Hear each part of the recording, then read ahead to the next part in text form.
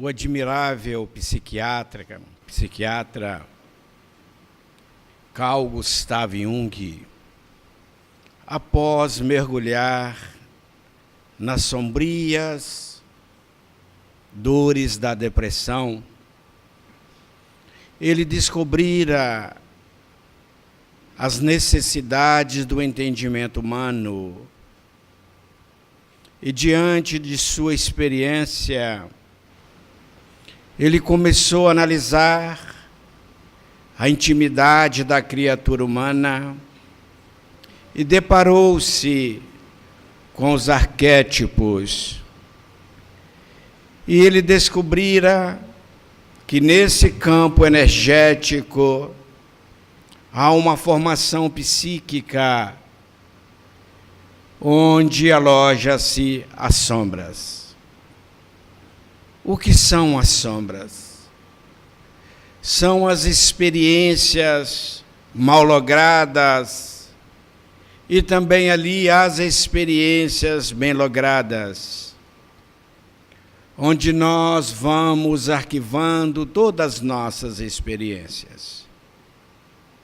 E à medida em que essas experiências avolumam-se, há uma necessidade de entrar em contato com elas para não surgir os conflitos. Os conflitos são geralmente a resposta desses arquétipos ou dessas experiências ali arquivadas, que começa a surgir em nós as dificuldades. E a doutrina espírita vem trazendo para nós, para que nós pudéssemos nos conhecer através das reencarnações.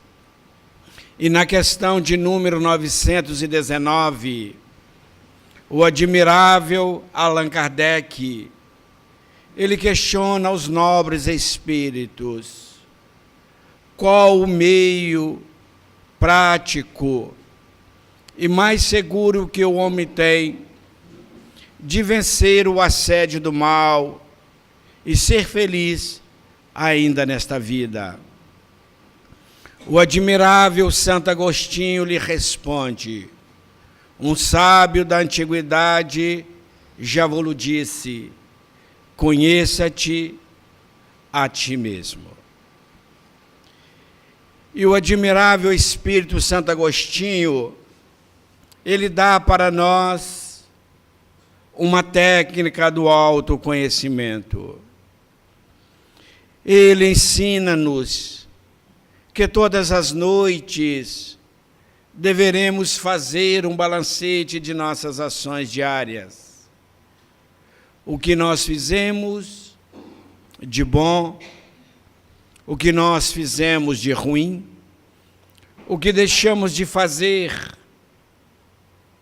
E à medida em que nós vamos fazendo essa análise, carinhosamente, sem cobranças descabidas, sem criar aquele remorso profundo, sem criar uma postura de vítima, nós vamos conhecendo-nos, que nós somos um espírito imortal, que nós somos viajores do tempo e que nós já vivemos inúmeras reencarnações aqui na Terra, outra vez em mundos mais atrasados, nos primórdios de nossa evolução. E à medida em que nós vamos conseguindo aceitar-nos como somos, começam os lampejos de felicidade. Porque a infelicidade está justamente em não aceitarmos como somos. É tentar usar a máscara do ego para apresentar-nos perante a sociedade, perante as pessoas, aquilo que eles gostariam que fôssemos. E o apóstolo Paulo, escrevendo uma das suas epístolas aos Romanos, no capítulo 7, do versículo 19 ao versículo 20, Paulo coloca assim: Pois o bem que eu gostaria de fazer não faço, mas o mal que eu não quero fazer, faço, eu pratico. Mas se eu não quero fazer e faço, não sou eu que faço, é o pecado que em mim habita. A palavra pecado, Paulo coloca conforme a conotação religiosa que ele seguia. O pecado são os erros. E então esse automatismo nos leva a agir mediante aquelas situações que não queríamos fazer. Quantas vezes nós arrependemos por ter dito ou por não ter dito, por ter feito ou por não ter feito determinadas coisas. Então o apóstolo Paulo, apesar das dificuldades que ele encontrava, ele aceitava a sua sombra, mas não deixava que ela o dominasse. E ele se esforçava para vencer este homem velho, como ele disse, as suas experiências transatas, até que quando ele chega à idade mais avançada, ele disse assim: já não sou eu que vivo, mas o Cristo Jesus que vive em mim. Então Paulo, ele fez aquilo que Jesus pediu: brilhe a vossa luz, vós sois Deus. O reino dos céus não tem forma exterior, ele está dentro de vós. É justamente o que acontece conosco. Nós somos uma potencialidade divina, como disse Jesus. Vós sois Deus, Deus em minúsculo, para que nós possamos entender que trazemos o DNA divino esculpido em nossa alma, porque somos filhos de Deus. Mas nós temos que saber que somos um espírito em construção, uma construção moral, espiritual, intelectual, mas um espírito perfeito na constituição divina, ainda trazendo o atraso intelecto, moral e espiritual. Então é muito interessante que nós começamos a fazer o autoconhecimento. Quem eu sou? De onde eu vim e para onde vou? É o que Allan Kardec coloca na introdução do Livro dos Espíritos. A doutrina espírita, ela estuda, ela trata da natureza, da origem do destino dos espíritos. Então a doutrina espírita vem trazendo essa identidade para que nós não venhamos desanimar. Quantos de nós estamos no trabalho do bem? Viemos na casa espírita, fazemos oratória, fazemos trabalho do bem, mas em determinadas situações ainda descobrimos que não somos aquilo. Quantas vezes nós decepcionamos conosco? Quantas vezes falamos: meu Deus, há 30, 40 anos que eu estou estudando o Evangelho, mas o Evangelho ainda não adentrou dentro de mim. É por causa das sombras. É porque nós achamos, porque nós conhecemos a doutrina espírita, porque nós já fazemos algumas atividades altruístas, nós achamos que já somos realmente verdadeiros cristãos, mas nós estamos numa caminhada evolutiva para Deus. Então nós não devemos desanimar. Dai-me licença para contar uma experiência num trabalho que nós realizamos na nossa casa espírita há aproximadamente 15 anos. Certa feita eu recebi uma pastora de uma igreja protestante.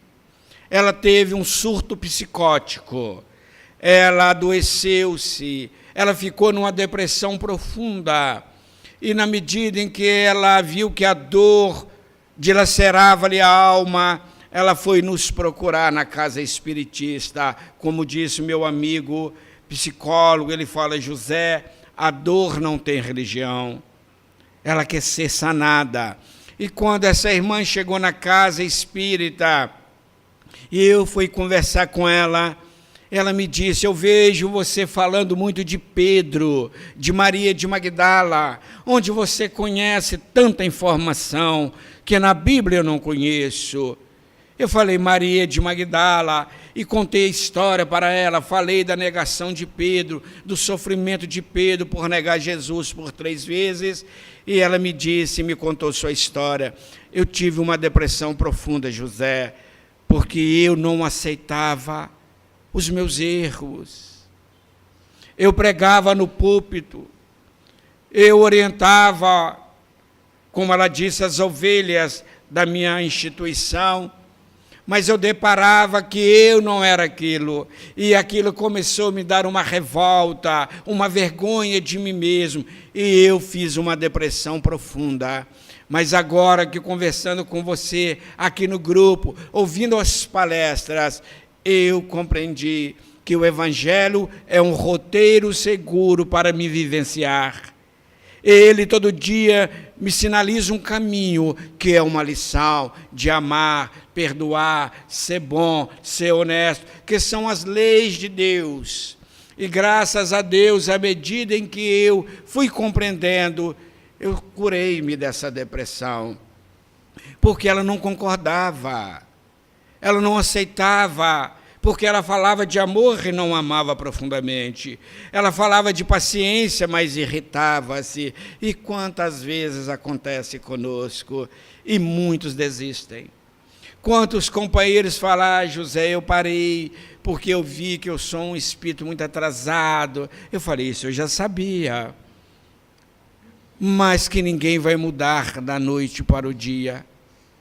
São os esforços, como está na questão de número 909, quando Kardec pergunta ao nobre Espírito Santo Agostinho: poderá o homem, com seu próprio esforço, dominar as suas más tendências? E o Espírito amigo lhe responde: sim, fazendo esforços tão pequeninos. Ó, com pouco dentre vós faz esforços. Então é esse esforço todo dia, toda hora, que às vezes quando nós vamos fazendo a viagem interior, nós deparamos com muita sombra, com muito lado, ainda que não gostaríamos de ter, mas não é rejeitá-los, não é evitá-lo, como Paulo disse: o mal que eu não quero fazer, este eu pratico, mas o bem que eu quero fazer, este eu não faço. Mas se eu não quero fazer, então não sou eu que faço, mas o pecado assombra o homem velho que em mim habita. Então todos nós vamos deparar. E às vezes é muito comum nas nossas famílias, quando nós somos oradores, quando nós somos médios, uns trabalhadores, quantas pessoas cobram de nós uma perfeição? Quantas vezes? Porque nós somos humanos, nós somos gentes, nós não somos avatares. E às vezes as pessoas querem que nós não podemos chorar, não podemos reclamar, não podemos fazer isso. Quantas vezes eu ouço as pessoas dizer: mas você? Sim, sou eu. Eu tenho direito de fazer catarse, tem hora que eu tenho vontade de chorar, tem hora que eu tenho vontade de gritar. Eu grito, não com as pessoas, mas eu tenho que fazer uma catarse, eu tenho que me aceitar do jeito que eu sou, senão eu adoeço. Eu tive uma depressão por 3 anos, porque eu queria ter uma estrutura psicológica que eu não tinha. Eu não me perdoava quando eu errava, eu era perfeccionista, eu não aceitava que eu fizesse diferente.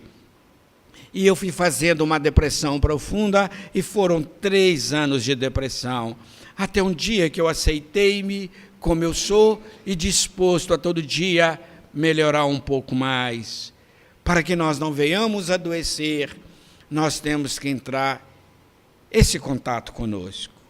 Não ter medo de ouvir as críticas, não ter medo de ouvir as piadinhas que às vezes as pessoas fazem para nós, os apontamentos dos erros. Nós temos que aprender como Emmanuel ensinou a Chico. Quando o Chico reclamou com Emmanuel que as pessoas estavam criticando, Emmanuel falou: Chico, Se as pessoas falar mal de você e for mentira, você fica calado, porque é mentira. Mas se for verdade, você tem que ficar calado, porque é verdade. Então, isso que é o autoconhecimento. À medida que eu vou aceitando. E na família, às vezes, é muito difícil. Porque tem hora que os egos se encontram para brigar, para digradear. E, às vezes, nós começamos com pequenas alfinetadas, como disse no Evangelho, e acaba gerando uma guerra e feridas profundas. Quantas vezes a pessoa fala, você é chato? E a gente fala, colocar uma virtude maior nele, você é nojento, você é tolo, você é estúpido, você é isso, e começa os egos a digladiar-se por pequenas coisas, por pequenas expressões. E fala o Espírito Joana de Ângeles, numa obra fantástica, Seja Feliz Ainda Hoje, ela coloca para nós que à medida que certas atitudes das pessoas começam a nos incomodar ou nos despertar, é porque ela existe em nós. Mas nós temos medo de conhecê-las, ou não queremos aceitá-las, ou não a conhecemos. Quando nós implicamos demasiadamente com alguém, é sinal que aquilo nos incomoda. Mas quando eu não percebo em mim, eu faço a sombra no outro e começo a criticar o outro. Começo com racismo, começo com as críticas exacerbadas, porque aquilo me incomoda. E também quando as virtudes, eu deparo numa pessoa, fala interessante, ele pensa igual a mim, eu também sei fazer isso, eu gosto disso, porque são as nossas conquistas, mas não, pouca das vezes, nós fugimos quando algo nos perturba, porque somos almas espelhos. Refletimos nos outros, os outros refletem em nós. E, às vezes, esses conflitos começam a nos atrapalhar, porque acontece conosco, porque nós trazemos matrizes, que é os arquétipos, esse lado onde está arquivado as nossas experiências. E às vezes precisa de algo para detonar, para abrir, para que possamos relembrar. E às vezes é aqueles déjà vu que a gente fala, eu já vi isso. Parece que eu vivi a mesma experiência. Os medos. Quantos medos que a gente não entende. Me dá licença, eu tinha muito medo de policial desde criança. Eu tinha pavor. Eu tinha síndrome de pânico de policial. Quando eu cresci, foi a mesma coisa. Quando eu envelheci, foi a mesma coisa. Um certo dia, eu parei numa blitz, eu sabia que os documentos estavam todos perfeitos, eu entrei numa síndrome de pânico, tamanho numa barreira que o soldado me disse, o guarda carinhosamente falou, fique tranquilo, eu estou só fazendo uma inspeção de documentos. E minha filha, pai, o carro está descendo. Eu esqueci de engrenar o carro, eu esqueci de... Deixei o carro, eu tremi. Ele falou, o que está acontecendo, meu senhor? Eu falei, eu não sei o que acontece comigo. Eu tenho medo de vocês. Ele falou, mas nós não vamos fazer mal a você. Eu falei, eu sei, mas eu tenho medo, eu tenho pavor. E um certo dia eu estava na minha casa orando e apareceu-me um amigo espiritual que me apresenta como pseudônimo de Dr. Rony. Eu falei, Dr. Rony, porque eu tenho tanto medo de ser preso. Nessa vida, eu nunca tomei nenhum baculejo, como disse os jovens. Eles nunca nem me pediram documento. Às vezes, quando eu passo numa blitz, às vezes eles só olham, vai com Deus. Eu lembro que certa feita eu vim aqui em Valadares fazer uma palestra lá no Grupo Espírita André Gustavo, e eu saí do serviço correndo. Quando eu cheguei, fui parado numa blitz. Eu estava sem carteira e sem documento, eu estava com a carteira de motorista da minha esposa e entreguei para ele à noite. Ele falou, qual que é o seu nome? Eu, José Francisco Gomes, mas aqui está a Dirlene Martins Gugel Gomes. Eu falei, é minha esposa. Ele falou, o que você deixou os documentos? Eu falei que o senhor é verdade. Esqueci tudo lá em casa. Eu estou vindo agora de um trabalho espiritista. E por incrível que pareça, eu estava com os cartazes que o nosso querido amigo Raul Teixeira em Ipatinga eu vim trazer também. E mostrei para ele, dei alguns telefones, eu falei, senhor, fica à vontade. E falei, eu posso rebocar o seu carro. Aí eu comecei a entrar em pânico. Comecei a entrar em desespero. Eu falei, senhor, tem todo direito. Mas o senhor não só quer multar, multa, que eu tenho que trabalhar, chegar em casa, eu estou errado. Ele falou, não, eu estou vendo que você é uma pessoa séria, mas a sudorese abundante, discorria, que ele falou, desse moço deve ser um terrorista, que está tão desesperado. E eu fui e perguntei ao amigo espiritual, o que é que acontece comigo? Ele falou, vou te fazer uma regressão de memória essa noite, para você ver. E ele me regrediu. Quando eu adormeci, ele aplicou passe e me tirou do corpo e me levou em 2 reencarnações. Uma reencarnação foi na Inglaterra. Eu servia a Forças Armadas, mas eu não concordava muito com a política deles e fui preso como um contraventor da lei. E ficou gravado. A outra, eu me via com aquela roupa avermelhada, com corrente nos pés e nas mãos, nos Estados Unidos da América do Norte. E fui novamente um preso, onde eu defendia causas em prol da humanidade, o envolvimento na política. E então eu comecei a entender que não era dessa vida, mas de vida passada, que não era de hoje, era de ontem, de quantos séculos talvez, mas está dentro de nós.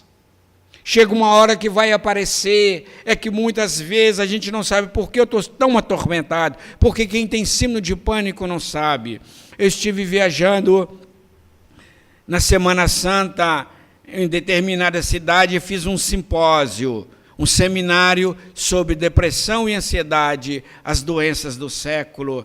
E eu notei que o ambiente na casa espírita, havia muitas pessoas, e eu perguntei se alguém tinha alguma experiência na depressão, a maioria levantou a mão. Eu sou depressivo crônico. A maioria, pessoas mais idosas. E tinha uma jovenzita que ela deitava no ombro da mãe, numa situação tão delicada. E eu perguntei, o senhor sabe qual é o motivo da depressão?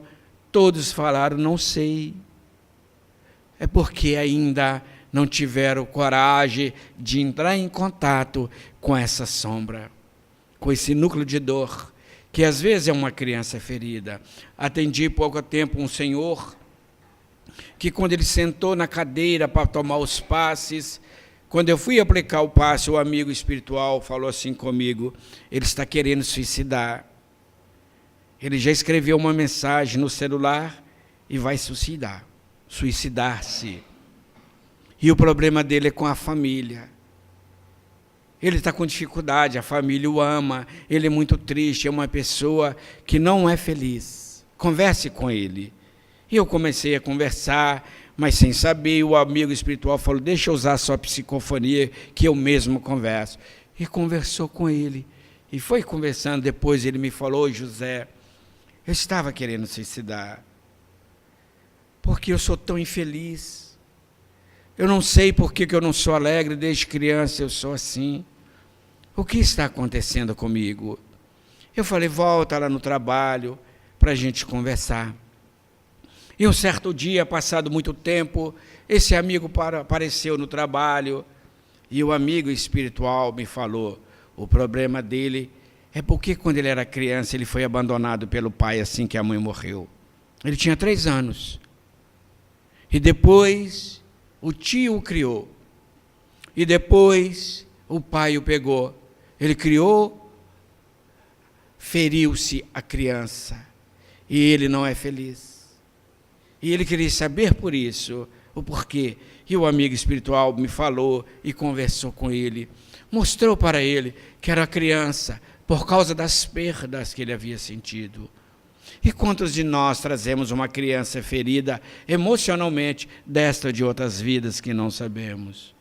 Quantas vezes? Por isso que temos que tomar muito cuidado ao falar com as pessoas. Quantos suicidam-se porque não dá conta de lidar com tamanha dor, com tamanha amargura, porque ele quer negar a si mesmo, ele tem medo. Olha o ansioso não quer viver o presente. E o ego, essa sombra, aliado ao ego, o projeta ao futuro, porque ele tem dificuldade de enfrentar os desafios presentes, as crises do presente, e ele não sabe aguardar o futuro, ele antecede e adoece profundamente, porque à medida que nós vamos ansiando para resolver os problemas que não sabemos, muitas vezes, quais são os problemas, aquela ansiedade exacerbada, que gera uma sudorese, insônia, que nós não vamos tendo uma paz. O cérebro joga no corpo, o sistema endócrino provoca substâncias, enzimas, conforme aquela emoção, e não raro gera doenças psicossomáticas. Eu tenho uma amiga que ela tem tantas doenças autoimunes por causa da ansiedade, e aparece no corpo tantas enfermidades, justamente por causa desses conflitos que todos nós trazemos dentro da intimidade. Quantas vezes nós estamos num casamento e o casamento está bom, e às vezes a gente fala, poxa, meu casamento não está bom. Eu perdi a alegria de estar com aquela pessoa que eu amava. É porque começa a surgir essas sombras, essas dificuldades. E nós deveremos parar para olhar carinhosamente, para perceber carinhosamente. Certa feita, uma senhora foi fazer um tratamento psicológico. Quando ela chegou para ser atendida, ela disse para o psicólogo, e ele narra para a gente, olha, a senhora disse para ele, eu sou uma pessoa muito infeliz, porque meu marido não me deixa trabalhar, meu marido não me deixa fazer isso, não me deixa fazer aquilo, eu não dou conta mais desse relacionamento. E a psicóloga perguntou-lhe, não que eu esteja querendo levar-te ao divórcio, por que você não separa? Por que você está nesse casamento até hoje, analisando essa matriz de dor? E ela disse, falou, mas o que eu vou fazer? Mas você é tão jovem, pode trabalhar. E naquele instante, aquela senhora colocava uma máscara. Ela aproveitava aquela situação de um marido rico que lhe dava tudo, como o ego. Porque tudo aquilo lhe fazia bem. Mas ela queria mostrar que não estava feliz. Quando ela foi encarar essa sombra, ela notou que ela usava aquilo como um caminho do meio, como uma medida protetora, que ela tinha vergonha de aceitar tudo, mas aquilo lhe fazia bem, aquilo lhe agradava, mexia no seu ego, dela dizer para as amigas que tinha um carro, que tinha viagem, que era uma dona, uma madame, mas aquilo incomodava, porque ela sentia que estava explorando o seu marido egoicamente, que ela não fazia nada para ajudar, ela tinha uma formação acadêmica, mas que ela não aceitava aquela sombra, e ela começou a adoecer, ao invés de aceitar realmente. Eu quero fazer. Lá em Patinga tem uma senhora que formou com 97 anos para direito, advogado. E ela falou, está lá na narrativa dela, que quando era solteira não conseguiu fazer. Casou cedo, tinha que cuidar disso, cuidar daquilo, mas agora que ela enviuvara, ela fez. Com 97 anos ela formou em direito, é uma advogada com 97 anos. E o repórter lhe perguntou, senhora vai exercer a profissão? Ela disse, a minha idade não permite muito, mas eu quero ajudar as pessoas.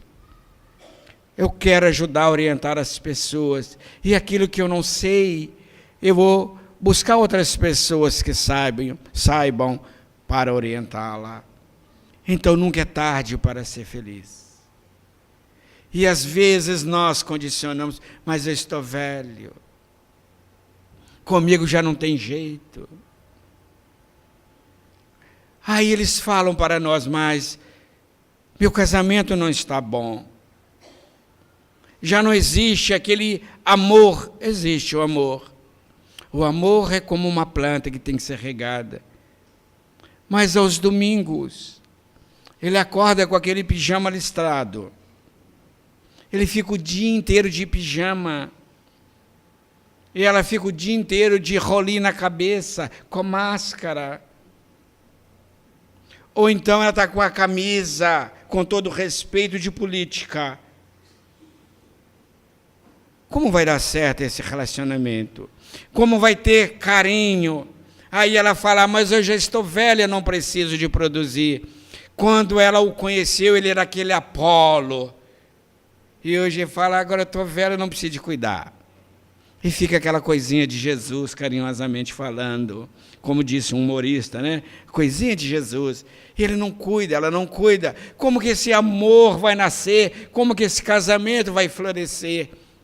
Porque perdem a atração psicológica, fisiológica, por achar que não merecem ser felizes.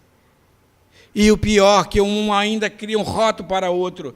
Minha véia, meu velho. Esquece até o nome. Essa é minha véia.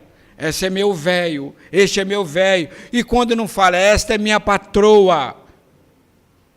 Como que esse relacionamento vai acender essa chama de um fervor, de um amor, mesmo na idade avançada? Quantos casais a gente vê?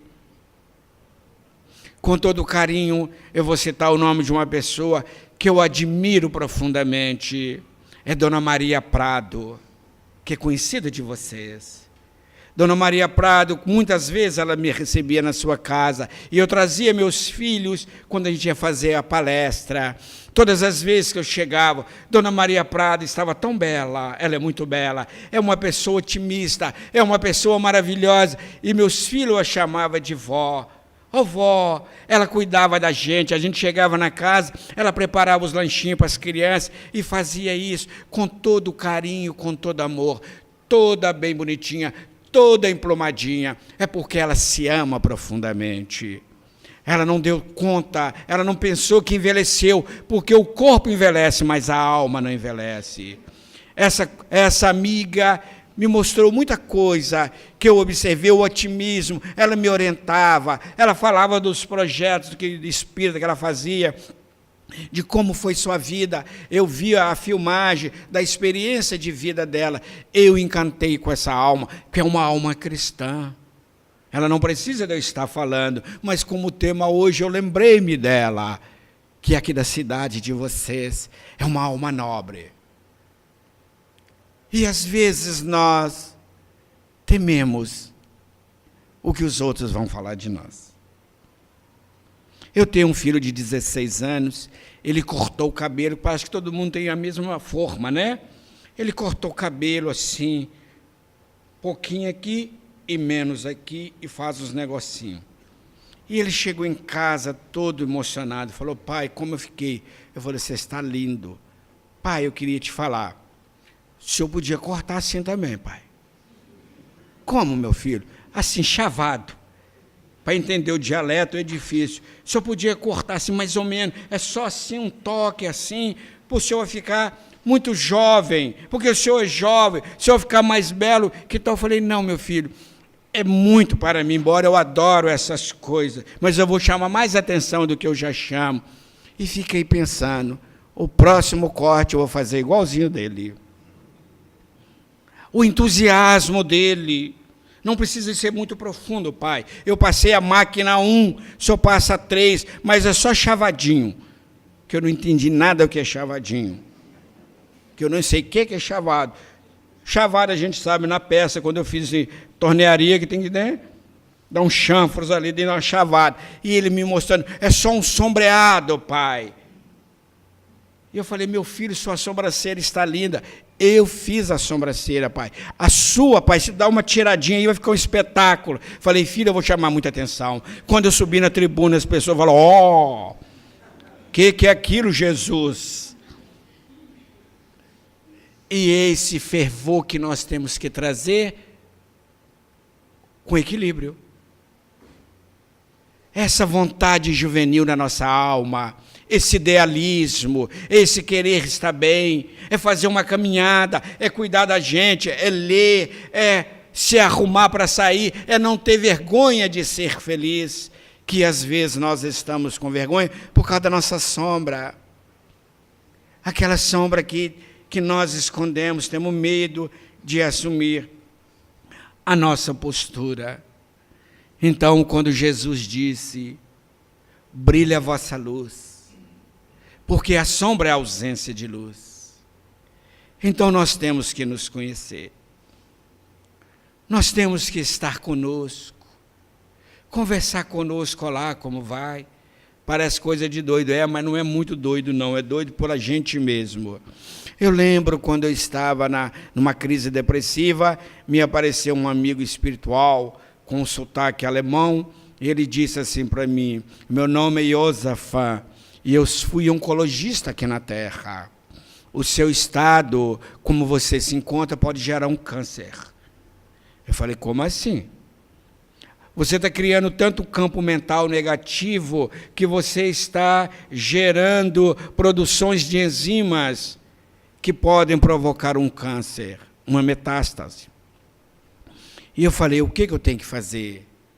Ele falou, eu vou te ensinar um mantra. Você sabe o que é mantra? Eu falei, sim, Jesus usava muito, a paz seja convosco, a paz esteja nesse lar.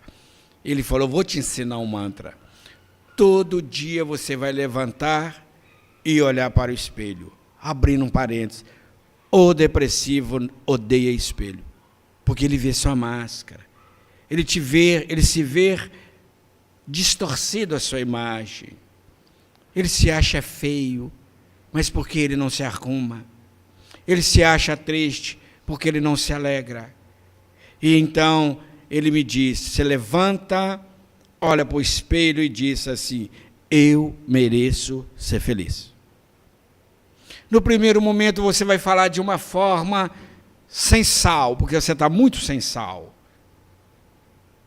Eu mereço ser feliz. Dias melhores virão, porque o Cristo Jesus habita dentro de mim. E eu fui fazendo. Primeiro dia, eu cheguei, mereço ser feliz. Ah, dia meu avião. Ah, Jesus, se o Senhor habitasse. Depois eu fui notando que aquilo me instigava a ser melhor. Aquilo vinha uma vibração superior. Eu mereço ser feliz. Dias melhores virão, porque o Cristo Jesus habita dentro de mim. Ele falou, você está conectando com as forças superiores, meu filho. Porque quando você pensa no amor, você entra em sintonia com o amor divino. Mas quando você pensa na tristeza, você entra na tristeza da humanidade e traz essa tristeza, potencialidade para você, e você adoece. Então, quando Paulo disse, o mal que eu não quero fazer, eu faço, pratico. É justamente esse instinto em nós, esses hábitos mal arraigados. Às vezes a gente fala, eu não vou falar da vida dos outros, mas a gente chegou num lugar que alguém começa a falar da vida dos outros, o que a gente faz? Entra na sintonia. Eu não vou criticar. Quando a gente assusta, a gente está criticando. Na hora que começa o jornal, a gente já começa uma crítica. São os hábitos arraigados, são as sombras. E a gente tem que falar, poxa, eu sou crítico. Eu vejo muito defeito nas pessoas. Por isso que Jesus disse para nós, se teu olho for bom, todo o teu corpo estará em luz. Mas se teu olho for mau, todo o teu corpo estará em sombra ou em trevas. Então, o olho é o espelho da alma. Então, se nós olharmos a beleza do mundo vai vir até nós. Por que nós, brasileiros, a maioria, está tão pessimista? Porque nós estamos numa sintonia desses jornais que merece todo o apreço, mas é o dia inteiro falando de corrupção. E certo dia eu entrei num programa de televisão estava recebendo homenagem às pessoas que fazem a diferença. E eu vi uma senhora na Bahia, que ela criou uma casa para defender as meninas e meninos que foram abusados sexualmente. O outro fazendo um trabalho nobilitante, o outro fazendo isso, mas a mídia não mostra porque o povo não quer assistir. Então nós temos que começar a fazer um trabalho. Por que que Big Brother gera milhões? Porque as pessoas adoram ficar ali assistindo a vida alheia.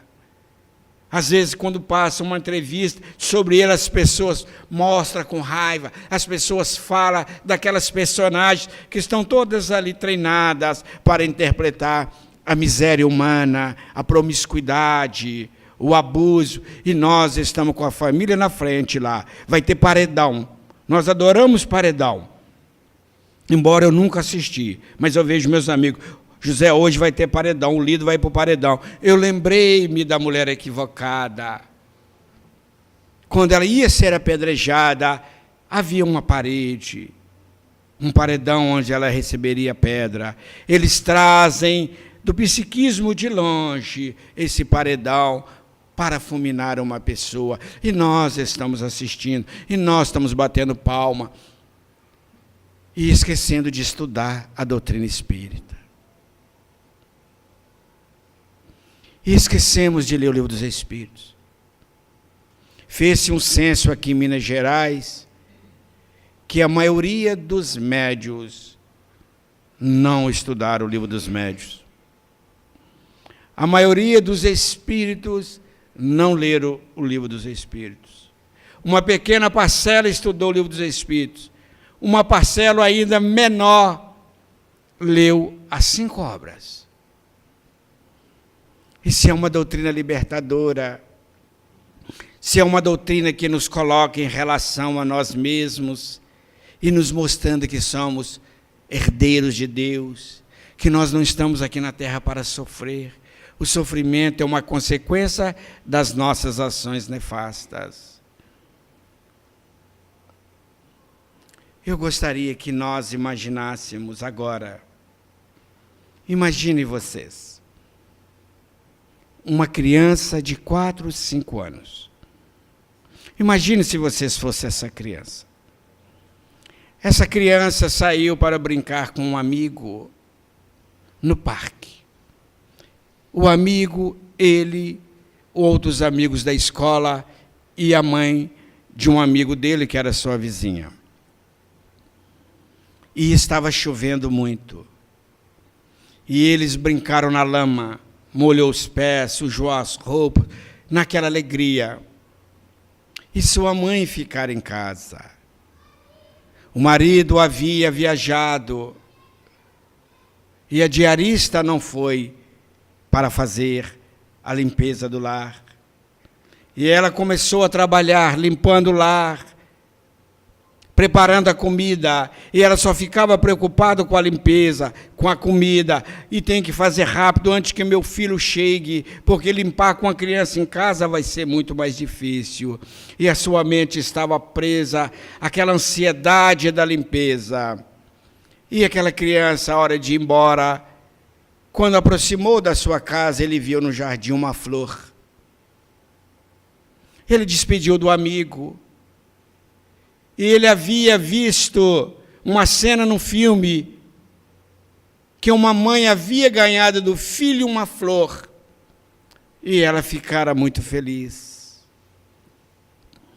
E ele foi e apanhou a flor com cuidado, porque aquela flor significava para ele o amor que ele sentia pela mãe, a demonstração de carinho, queria vê-la feliz. E quando ele abre a porta com a flor na mão, todo sujo, a mãe vai na sombra. Ela não vê a flor, não vê o filho, ela vê a sujeira que estava o filho. Ela grita com ele, xinga-o, briga com ele. Ele, sem entender nada, ele começa a chorar e guarda aquela emoção. Para aquela criança,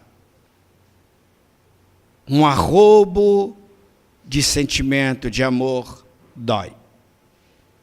Vai ser uma criança que vai ter medo de relacionar quando chegar adulto.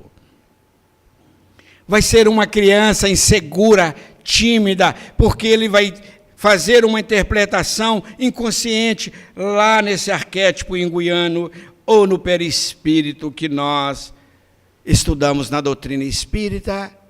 Quando ele vê que tem que fazer uma manifestação de carinho, aquela matriz de dor vai sinalizá-lo. A afetividade dói, gera conflitos. Isso é a criança ferida. Agora imaginemos quantos de nós, nos nossos relacionamentos, não como criança, fazemos isso com o outro. Quantas vezes nós atacamos o outro verbalmente? Quantas vezes nós duvidamos da idoneidade do outro? Quantas vezes nós duvidamos do que ele está falando? E às vezes já não é criança, às vezes é um adolescente, às vezes é um adulto. Quantas esposas, às vezes o marido chega um pouco mais tarde, ela duvida da idoneidade dele. Às vezes, enquanto esposos, maridos, duvida dessa de onde você estava. Aí começa a gerar ciúmes. A sombra começa a lançar os ciúmes. A insegurança, o medo. E às vezes os nossos jovens têm sofrido isso. Eu fiz uma enquete com um grupo de jovens e eu os perguntei o que seria mais fácil para eles, viver na época do Cristo, ir para as fogueiras, jovens espíritos, e para o circo ou viver nos dias atuais. Todos falaram que era viver no dia atual, que o testemunho era maior, por causa da insegurança, por causa da cobrança, que eles têm que estar no primeiro lugar, que nós temos que ser bem-sucedidos. Se a gente não for bem-sucedido, a gente não está num contexto social. Se a gente não for bonito, se a gente não estiver dentro da prisão da moda, da escravização da moda, se a gente não tiver com aquele corte de cabelo, com aquela roupa, se a gente não tiver isso, nós estamos fora do contexto social, o que vai gerando em nós essa criança ferida. E às vezes nós temos medo de relacionar, às vezes nós temos medo de falar para o outro, eu te amo. Mas como ele vai entender isso aí? Porque certa feita eu estava numa casa espírita, uma jovem chegou perto da mãe, abraçou a mãe com tanto ardor, com tanto carinho, e disse, mamãe, eu te amo. A mãe tirou as mãos dela e disse, o que você está querendo ganhar com isso? Ela murchou-se. E desse dia para cá ela rebelou-se, tornou-se uma jovem rebelde. Uma jovem que só buscava a mãe para dar dinheiro, tratava a mãe asperamente. Ela não conseguia, falava, José, eu não consigo. Eu olho para minha mãe, parece que ela é minha inimiga. Onde está isso? E que nós fomos conversando e descobrimos que na adolescência, na idade quase adulta, ela sofreu esse bloqueio da emoção. Quantas vezes nós sofremos? Lembro-me de um casal de amigos, mais amigos do meu cunhado do que meu mesmo, mas eu convivi com eles. Quando eles fizeram 35 anos de casado, a esposa queria lhe fazer uma surpresa. Ela fez um jantar à luz de velas, pediu à avó que passeasse com as crianças, que ela queria relembrar o tempo de namoro. Ela queria fazer uma lua de mel, novamente com o marido, mas não podia viajar por causa do horário de trabalho dele, e ficou em casa. Ela foi na loja de grife e comprou uma lingerie mais cara, aquela lingerie que ela havia vestido naquela noite de núpcia, na sua lua de mel, e ela toda feliz, e ele sem entender nada. Ela preparou o jantar, após a luz de vela, ela colocou a música que quando eles casaram, foi no quarto e voltou com a lingerie. Ele deu um grito e olhou para ela e disse, meu amor. Ela, o que foi?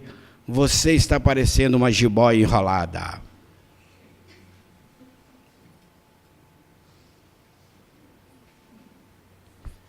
Você vai gastar muito com psiquiatra com ela. Ela já não estava, depois de muitos filhos, ela já não estava aquela beleza. E um outro amigo, também com essa experiência, ela comprou uma camisola longa e ele perguntou se ela vai para algum baile. E começou a rir. É o que o jovem fala, são os sem noções. Porque a mulher, ela precisa de afabilidade e doçura, como nós homens também. A mulher gosta de ouvir a verdade. Eu vejo que minha esposa, quando ela vem do salão, ela vem assim. Eu pergunto, é para secar a unha? Não, é para você ver, aí eu aprendi.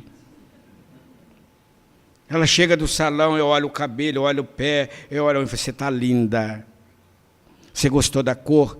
Amei a cor, mas da próxima vez você coloca um laranja para mudar um pouco, põe mais forte para você ofuscar a própria luz. E olha que nós temos 35 anos de casado. 35 anos de casado. Começamos a namorar ainda cedo. E os mesmos arroubos de ternura. E também tem hora que a sombra ataca. E tem hora que eu ouço coisas que até Deus duvida. Eu falo, isso é amor, que está adoecendo. Ela falou, estou estressada. Nós criamos um slogan, é porque eu estou estressado. Eu ouço bebê, o menino começa a falar, fala como eu estou estressado. Estresse é doença. Estresse não é cansado. Cansaço. Estresse é doença, é síndrome de pânico, é quase entrando na depressão, e nós falamos que achando que cansaço físico é estresse. Não, é cansaço. Ansiedade, quando ela passa por uma ansiedade fisiológica, já é doença. Já começa a sudorese exacerbada, já começa a tremura, começa a bater pé, e começa isso. Eu lembro, certa feita, que eu estava tão ansioso antes de deprimir-me, porque primeiro o sinal é a depressão. Antes da depressão, a ansiedade. Eu tinha um pequeno comércio, e eu era cliente do Banco do Brasil, e eu chegava naquela ansiedade quando não era fila única, vocês lembram que a gente ficava na fila? E eu ficava na fila, eu ficava ansioso, que às vezes, na hora que eu ia pagar, chegava alguém com um malote, ficava 1 hora na nossa frente. Eu sabia quantos ladrilhos, quantas cerâmicas tinha lá no piso do Banco do Brasil.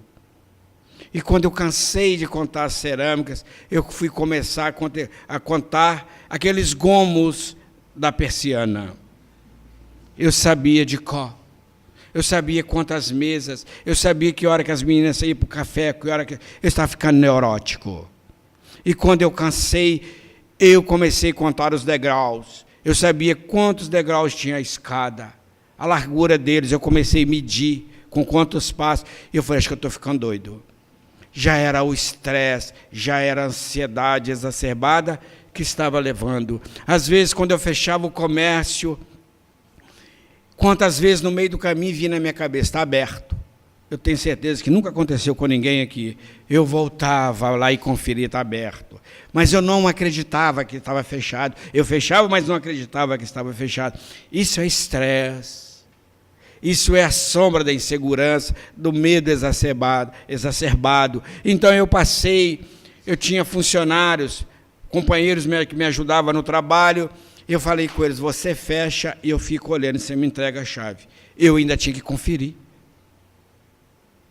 Quantas vezes acontece conosco? Nós vamos viajar e no meio do caminho, nós falamos, acho que eu deixei o ferro ligado.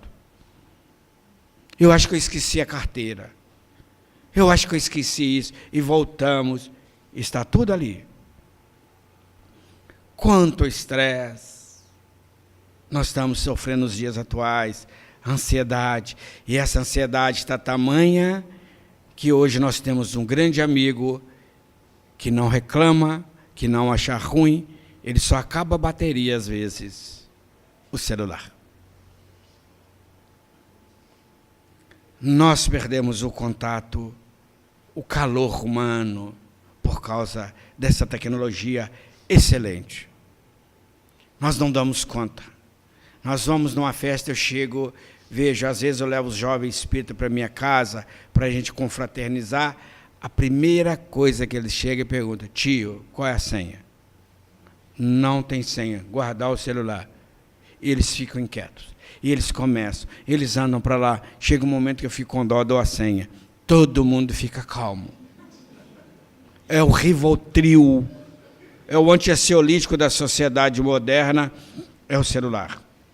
Eles almoçam no celular. Às vezes eu fico olhando meus filhos na mesa do café, quando eles estão em casa, ou do jantar, ou do almoço. Eles não olham nem para o prato, eles já sabem onde está. Não precisa nem de cortar, eles já sabem. Está tudo bonitinho. E no celular. Menino, psiu, psiu. Eu estou agora numa conversa, no bate-papo com quem não sei, me acionou aqui agora. É ansiedade. Porque ali nós somos fortes, nós somos capazes. Ali eu posso dizer quem eu sou, do jeito que o outro quer ver-me, com as exceções cabíveis. Eu conheci uma senhora que entrou numa profunda depressão e ela sofreu um estupro por causa desses encontros em redes sociais. A coisa é tão interessante que se a gente não vigiar e orar, a gente cai em tentação. Por causa desses arquétipos, dessas sombras, porque mexe com o ego.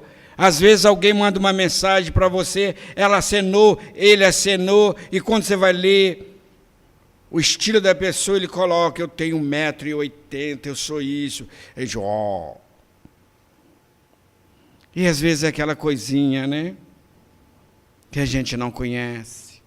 Porque ali eu posso fazer o que eu sou, eu posso mostrar quem eu sou, porque eu vou criando uma certa figura, um certo biótipo para me mostrar para a sociedade aquilo que eu gostaria de ser. Porque que parece que ser gordinho está doente, está fora de moda. Ser baixinho está fora de moda. Ter pé pequeno está fora de moda.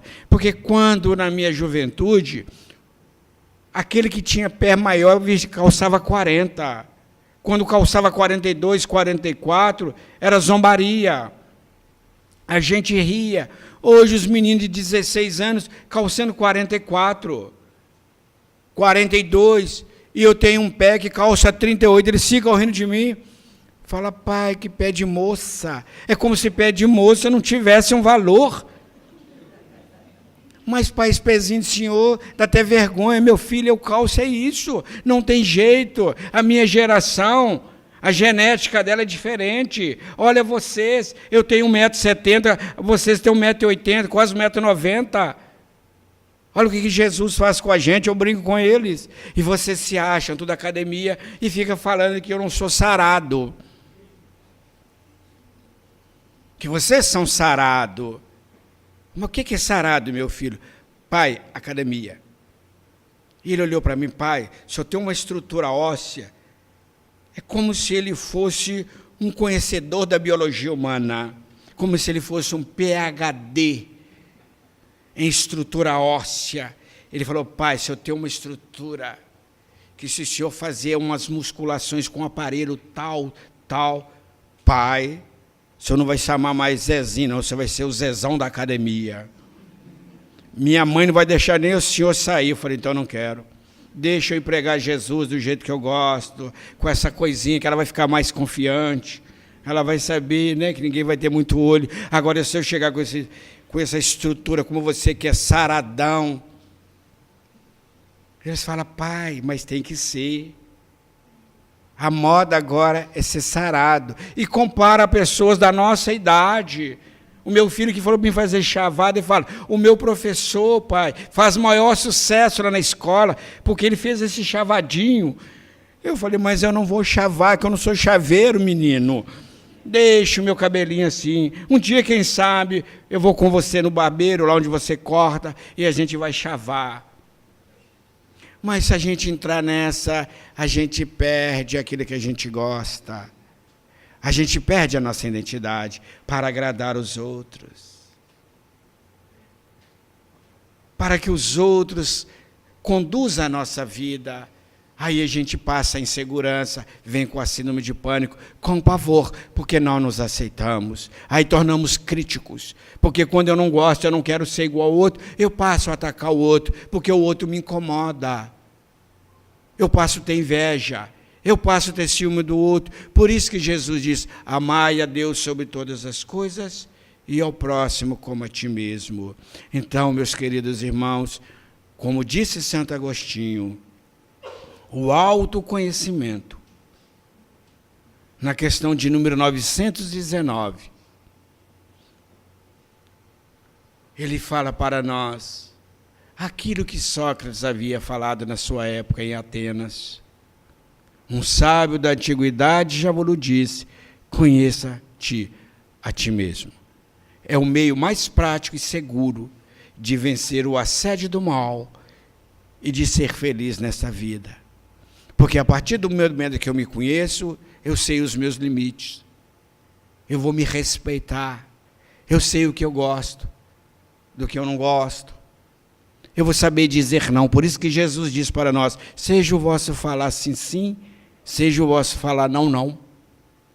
E nós temos medo de dizer não e às vezes de dizer sim. Agradeço a todos vocês pelas vibrações de paz e carinho para nós. Por essa casa que nos atende com tanto carinho. Que Jesus abençoe a vocês, muita paz e um belíssimo final de semana que está chegando para todos vocês. Fique com Deus.